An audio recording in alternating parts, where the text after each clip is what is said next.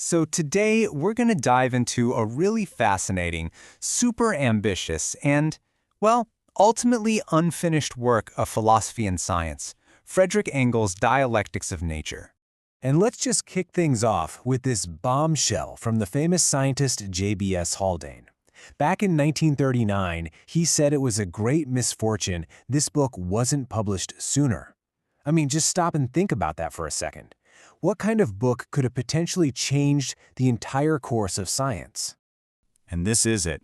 The book he was talking about was Engels' Dialectics of Nature. Now, the timeline here is what's truly wild.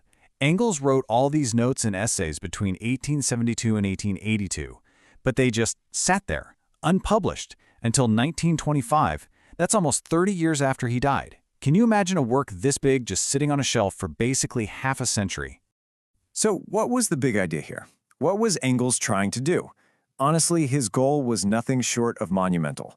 He wanted to prove that the very same fundamental laws of change and development, what he and Marx called dialectics, weren't just for human history. He believed they were running the show throughout the entire natural world, too. It's a totally fair question, right? If this project was so important, why didn't he finish it? Well, the short answer is that life and politics got in the way. Other, more urgent tasks just took over. He had to jump into major political debates, like his famous takedown of a guy named Düring. And then, of course, after his best friend Karl Marx died in 1883, Engels took on the absolutely colossal job of editing the rest of Capital. Okay, so to really appreciate what Engels was up to, we have to understand the world he was pushing back against. We need to get a feel for the scientific worldview he was trying to overturn, one he called a static, almost petrified idea of nature. So what does that even mean, a petrified outlook? Well, the top scientific view back in the 18th and early 19th centuries was that nature just was. It didn't change. The whole universe was believed to have been created at one stroke and was just fixed like that forever. Species never changed, planets just kept circling in their perfect eternal orbits. It was a universe with no real history, It just existed in space. You can really see the massive contrast here. On one side, you've got that old view, an unchangeable world set in motion by some kind of divine first impulse. But on the other side, you have the new view that Engels was championing, a universe all about development, evolution, and a real history that unfolds in time. And the key difference? This new way of thinking wanted to explain nature from nature itself, no outside help needed. So what happened? What caused this massive earthquake in scientific thinking? Well, Engels points to a whole series of game-changing discoveries that, when put together, smashed a giant breach in that old fossilized worldview. You can actually watch that old view get dismantled piece by piece.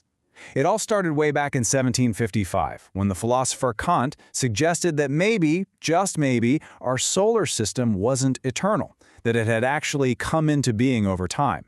Then geology comes along with Charles Lyell, and he shows the Earth itself is the result of slow, gradual changes. Then in 1842, physics drops a bomb. Energy isn't static, it transforms from one form to another. And finally, the knockout punch comes from biology in 1859 with Charles Darwin's theory of evolution. So when you take all these incredible breakthroughs together, they don't just put a few cracks in the old worldview. They completely shatter it. They reveal this brand new picture of the universe as a place that's dynamic, interconnected, and always on the move. And Engels just nailed the feeling of it all. He wrote, "All rigidity was dissolved, all fixity dissipated." For the very first time, science was showing us a universe that actually had a history, a universe that was constantly moving, constantly changing, constantly developing in what he called an eternal flux. And this led Engels to this absolutely epic cyclical vision of the whole cosmos. It goes something like this. It starts with these giant swirling clouds of gas, nebulae, that cool down to form solar systems. Then, on planets like Earth, life sparks into being and starts to evolve, eventually leading to a thinking brain. And this is the crazy part. Engels said this is the moment where nature attains consciousness of itself. But that's not the end. Eventually, solar systems die out, but all their matter and motion gets recycled, destined to form brand new systems in this endless cycle of cosmic death and rebirth. In this quote right here, this is really the heart of the whole book. For Engels, the only thing that's permanent in the entire universe is impermanence. The only thing that's eternal is the constant change and motion of matter, all according to its own built-in laws. Now, Engels wasn't the kind of thinker to just leave a big idea in one box. He took this same dialectical method, this way of seeing change, and applied it to the development of human society, too. He basically argued that, look, just like nature has a history of development, so do we.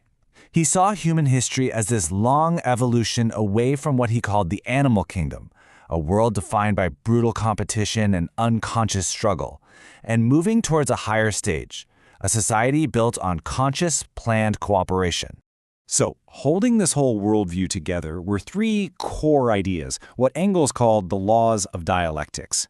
The first is about quantity turning into quality. Think about heating water. You can add heat degree by degree. That's a quantitative change. But at 100 degrees Celsius, boom, it suddenly makes a qualitative leap and becomes steam. The second law is the interpenetration of opposites. This is the idea that everything contains its own opposite, its own contradiction, like the north and south poles of a magnet. You can't have one without the other, and that tension is what drives all change. And the third is the negation of the negation. It sounds complicated, but think of a seed. To become a plant, the seed has to be negated. Then, the plant grows and produces more seeds, negating itself, but creating a whole new generation. It's a cycle, sure, but a cycle that moves forward. And all of this leaves us with a really powerful question to think about. Engels used this dialectical framework to understand the incredible scientific revolutions of his day. So, where could we apply it now? Where do we see these same patterns today? In technology, in our society, even in science itself. Where are we seeing these slow, gradual changes that are building and building until they suddenly hit a tipping point and explode into something completely new? It's a pretty powerful way to look at our own world, isn't it?